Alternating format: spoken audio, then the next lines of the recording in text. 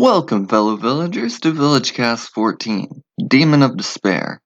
Onishima's Unison raid event is finally upon us, a little later than expected due to the event release order being swapped with the Elza multi-raid, but better late than never. Before getting into the specifics, let's go over what's changed compared to the previous Unison events.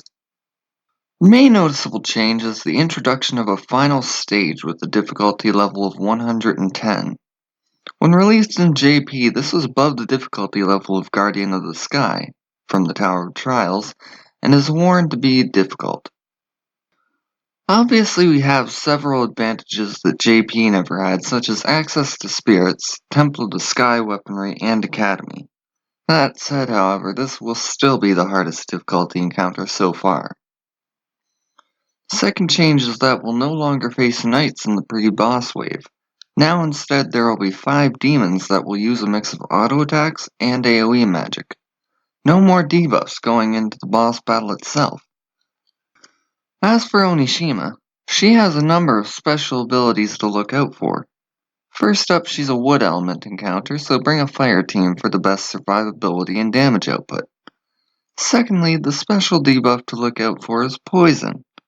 Now, the Fire Spirit will give you 50% resist right off the bat, but there are a number of accessories that will also give you 50% resist or higher. So party-wide immunity is not a problem here. She originally also had a single target nuke plus stun effect, but that was removed, so we shouldn't need to deal with that, but good to watch out for. She applies a variety of debuffs, mostly to your speed, through a mix of speed down all and ogre swing. However, that's rarely something to be concerned about. She'll buff her attack when she hits 50% HP on 3rd stage difficulty, or 80% HP on 4th stage or higher, while also debuffing her own magic attack. If you have access to Spirit's Judgment, you can remove the attack buff and leave her with only the debuff. She herself is vulnerable to a number of debuffs. Magic attack down, defense down, paralysis are all reliable. Attack down can land, but she's resistant to it as well as stun. And all other debuffs she's virtually immune to.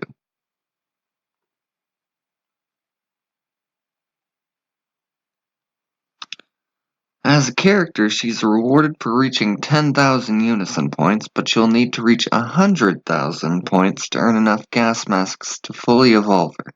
As far as drops go from the final difficulty, they are better than the 4th stage, but according to the wiki, it's difficult to determine if the skill drop rate is higher.